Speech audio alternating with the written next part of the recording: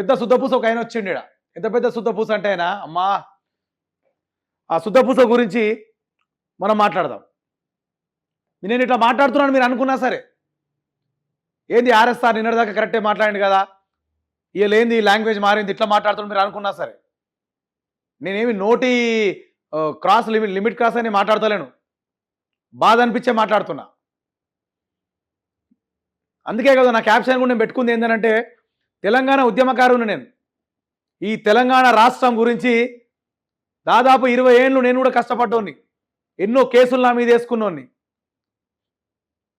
ఎన్నో కేసులు వేసుకున్నోని, అన్ని అనుభవించే వచ్చిన నేను తెలంగాణ ఉద్యమంలో రక్తం చిందించిన నేను తెలంగాణ రాష్ట్రం గురించి. కాబట్టి ఆ ఆవేదన నాకు 100% ఉంటుంది. కాబట్టి నా తెలంగాణ రాష్ట్రానికి అన్యాయం జరుగుతుంటే ఎవరినైనా సరే తెలంగాణ రాష్ట్రానికి అన్యాయం చేసాడు ఎవడైనా వాడిని గల్ల బట్టే అడుగుతా నేను, బరాబర్ వాడు ఎవడైనా కావచ్చు, వాళ్ళ గల్ల బట్టే నేను అడుగుతా.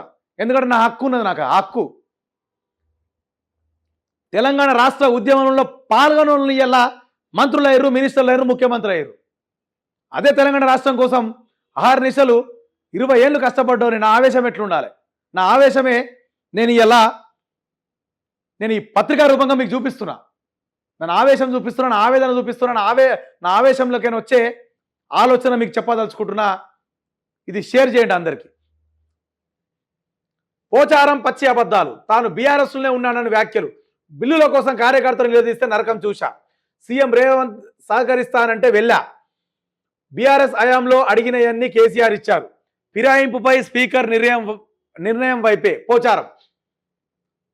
సుదీర్ఘ రాజకీయ జీవితం మంత్రిగా, శాసనసభాపతిగా అనుభవం, 7 దశాబ్దాల వయసు గల పెద్దరికం గల బాన్సువాడ ఎమ్మెల్యే, కాంగ్రెస్ ప్రభుత్వ వ్యవసాయ సలహాదారు పోచారం శ్రీనివాసరెడ్డి చేసిన వ్యాఖ్యలు విమర్శలకు దారితీస్తున్నాయి. బీఆర్ఎస్లో గెలిచి కాంగ్రెస్ గూటికి చేరిన ఆయన తాను ఇంకా బీఆర్ఎస్లో ఉన్నట్టు కూడా చెప్పుకొచ్చిరంట. ఎట్లా ఉందంటే వీళ్ళు మాట్లాడే మాట, వీళ్ళ అవసరానికి తెలంగాణ ప్రజల్ని పిచ్చిపావుల్లాగా వాడుకుంటారు, పిచ్చలలాగా వాడుకుంటారు వీళ్ళ అవసరాలకి. కేసీఆర్ చేసిన అభివృద్ధి పనులు చూసి బాన్సువాడ పబ్లిక్ పోచారం శ్రీనివాసరెడ్డి మంచి మెజార్టీతోడు గెలిపిస్తే ఆయనకు రావాల్సిన పర్సనల్ బిల్లు, వాళ్ళ కొడుకులకు రావాల్సిన పర్సనల్ బిల్లులు, ఆయనకు రావాల్సిన పర్సనల్ బిల్లుల కోసము జనాన్ని, ఓట్లేసిన జనాన్ని నిండా ముంచి కాంగ్రెస్ పార్టీలో పోయిన ఆయనే స్టేట్మెంట్ ఇస్తాడు డైరెక్ట్. ఇంకా ఎట్లా చెప్పుకుంటు, శుద్ధ పూసలకి ఎట్లా చెప్పుకుంటుండంటే నేను బీఆర్ఎస్లో ఉన్నా అని చెప్పుకుంటుండే. సరే పోచారం శ్రీనివాసరెడ్డి అన్నా నువ్వు బీఆర్ఎస్లో ఉంటే ఎందుకో మన జూబ్లీస్ బై ఎలక్షన్లు ఎందుకో కనబడతలేవు, కాన్రాన్ వస్తలేవు, అసలే కనబడతలేవు. ఎందుకు కనబడతలేవు, దేనికి కనబడతలేవు? నువ్వు శుద్ధపూసవే కదా, నువ్వు సొక్క మనిషివే కదా,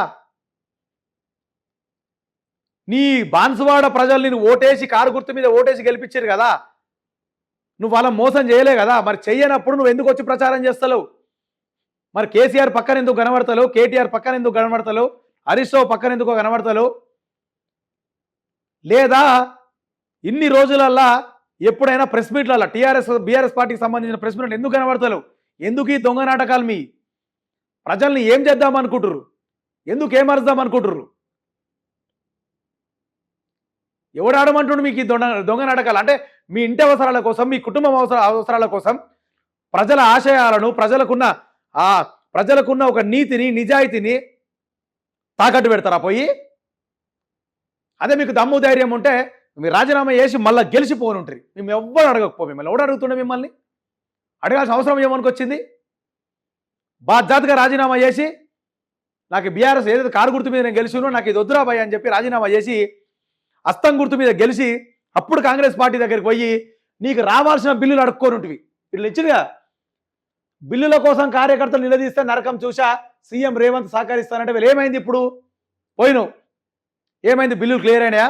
మళ్ళీ కాకనే మొత్తుకుంటున్నావు. ఇప్పుడు బిల్లుల్ని క్లియర్ కాలేదు కాబట్టే మొత్తుకుంటున్నావు. అయినా పోచారం శ్రీనివాసరెడ్డికి అంత పెద్ద మనిషి, 70 ఏళ్ళ 7 పదుల మనిషి ఉన్న 70 ఏళ్ళ వయసున్న మనిషి, ఎంతో రాజకీయం అనుభవం చూసిండు. అన్ని కాంగ్రెస్, టీడీపీ అన్ని చూసుకుంటా ఇంత దూరం వచ్చిన ఉద్దండు, రాజకీయ ఉద్దండు. మరి మీకే అర్థం కాకపోతే ఏంది? ఏం నమ్మి పోయారు? కాంగ్రెస్ అసలు ఏం పని చేయదని మీకు ముందే తెలుసు. కాంగ్రెస్ ఏ బిల్లులు లేదని మీకు ముందే తెలుసు. అంటే మీ సొంత లాభం కోసం పోయారు తప్ప ఆ లాభం అనేది అక్కడ మీకు సెట్ కాలే. కథం సెట్ కాకపోతే ఏం చేసినారు? మళ్ళీ ప్లేట్ ఫిరాయించి మళ్ళీ అసలు నిజంగా చెప్తున్నా కూడా ఇంత కూడా అసలు మీరు ఎట్లా రాజకీయ నాయకులు అయ్యారో కానీ మళ్ళీ వచ్చిన బీఆర్ఎస్ అది నో రాలేకపోతుంది. మళ్ళీ బీఆర్ఎస్లో ఉన్నారు. మరి బీఆర్ఎస్ ఉంటారా? నువ్వు బీఆర్ఎస్లోనే ఉంటే చల్ ఇవాళ వచ్చేసేయి, జూబ్లీ హిల్స్ బై ఎలక్షన్ల ప్రచారం చేద్దాం రా. వస్తావా? రావు. నీ సొంత లాభమే, నీ కుటుంబ లాభం, నీ సొంత లాభమే తప్ప ప్రజలకు చేసింది ఏం లేదు. నువ్వు బీఆర్ఎస్ హయాంలో అడిగినాయన్నీ కేసీఆర్ ఇచ్చిందా? ఇప్పుడు చెప్తున్న సుధపూస మాటలన్నీ. ఇప్పుడు ఏంటంటే బీఆర్ఎస్ హయాంలో 10 ఏళ్ళ కేసీఆర్ అన్ని ఇచ్చింది. ఎందుకు ఇయ్యలే? వ్యవసాయ శాఖ మంత్రిని మొదలు పెడితే మంచి మంచి పదవులు ఇచ్చిండు నీకు. పదవులన్నీ అనుభవించును, మంచి పదవులను అనిపించే జర్ర అధికారం దిగగానే కథం ఇటు దాన్నినో అటు ఉరికినావు. మళ్ళీ ఇప్పుడు వచ్చేయమంటున్నావు. ఇప్పుడు రేవంత్ రెడ్డి ఏం చేస్తుండు? నేను దేక్తలేడు. నిన్ను నీ కుటుంబాన్ని నీ బిల్లులను కూడా జోలికి రాణిస్తాడు, మిమ్మల్ని దేక్తలేడు. దేకపోతే మళ్ళీ ఏమైంది?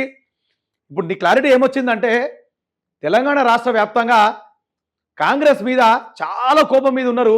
రైతులే కావచ్చు, కాంగ్రెస్ మన తెలంగాణ పబ్లిక్ అంతా చాలా కోపం మీద ఉన్నారు. నెక్స్ట్ మళ్ళా బీఆర్ఎస్ గవర్నమెంట్ కేసీఆర్ ముఖ్యమంత్రి అయిన పక్క మీకు వచ్చేసింది. మీకు ఒక సర్వే వచ్చింది, మీకు తెలిసిపోయింది. కాబట్టి ఈ రేవంత్ రెడ్డిని నమ్ముకొని ఎన్ని రోజులు ఊలాడినా కూడా రేపు ధన్మని చెప్పేసి ఆయన కేసీఆర్ వస్తాడు. మళ్ళీ వచ్చినాక నా నాగం చేస్తాడు నాయన అని ఒక ఆలోచనతోటి ముందే రెడీ అవుతున్నావు. కాన్సెప్ట్ ప్రిపేర్ అంటే మళ్ళా జంపు. అది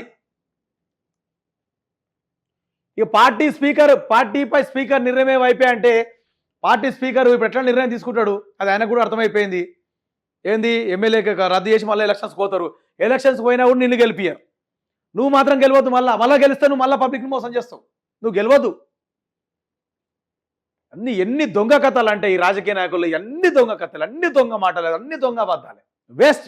వీళ్ళ గురించి చెప్తున్నా కదా. ఇక అది బాన్సువాడ పబ్లిక్కే అర్థం కావాలా?